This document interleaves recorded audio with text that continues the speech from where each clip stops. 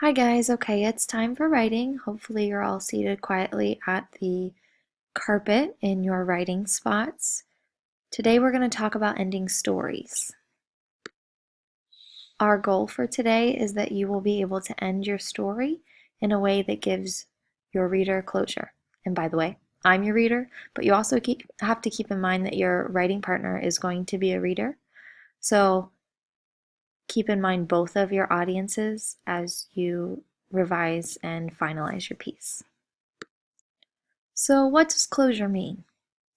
The dictionary says that closure is the ability to bring something to an end or to write a conclusion. Closure is when you feel like something was finished properly. You don't feel like there's any unanswered questions or you're left hanging off of a cliff.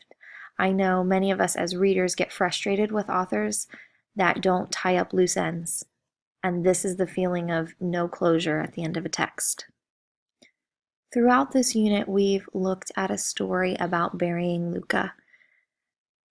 And we know that it's really about how bad my friend felt when she wasn't nice to Luca earlier in the story, and how important it was to have her sister there to help. So let's read the excerpt that starts to show us the end of her story. Later, I took off my warm jacket and wrapped his stiffening body in it, and together my sister and I carried him back across the field that he had run through so joyfully that morning. I stopped near one of the big rocks that Luca and I had often sat on. My sister looked at me in confusion. Here, I told her simply, gesturing to the ground beside the rocks. She didn't ask me any questions, just nodded and mumbled, I'll get the shovel. As we walked off, my mind drifted back to the first time we'd seen Luca, at the shelter. How he'd push his wet nose through that cage into my small hand. Still too little for sentences then, I just smiled and said, Doggy? It was my sister who'd called out, Hey Dad, we found the one. The sound of shoveling snapped me out of my thoughts. My sister was bent over the spot I'd indicated, digging a hole.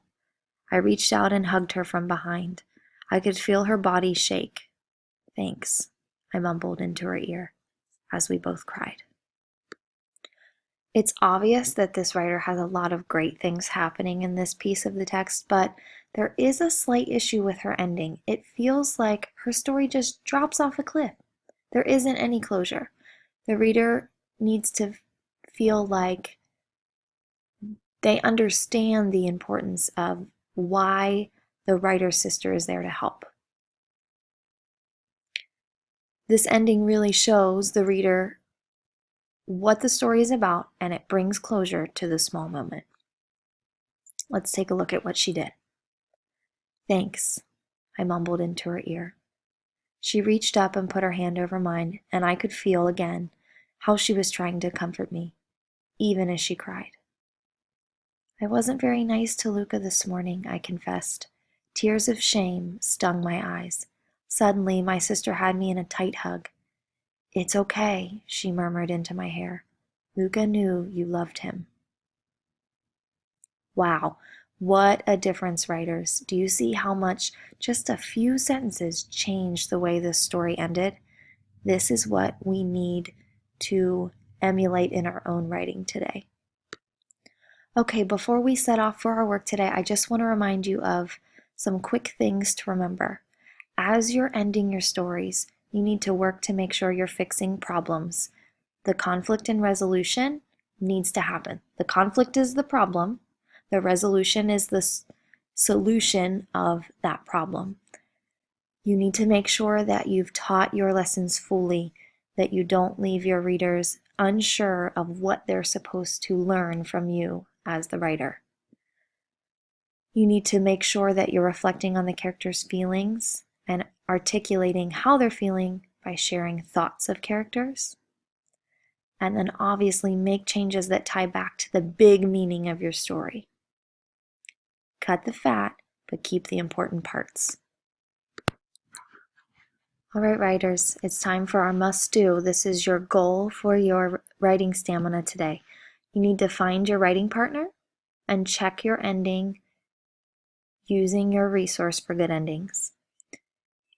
Take about 5 minutes, 7 minutes, so about 3 minutes each with some cushion there, to review both of your endings and talk about what you could try. And then you'll set off independently to revise and make your endings the best possible endings that you can. Good luck, and I look forward to seeing your work tomorrow. A quick reminder before I send you off to your work: please stay quiet and stay focused. This is writing time. We need to be cognizant of each other and make sure that we are being respectful of each other's writing time. We're so close to the end of our unit and we need to be working as diligently as possible. We do not have as much time today as we normally would, so be sure to use your time wisely and be respectful. So it's quiet, busy work. Thanks.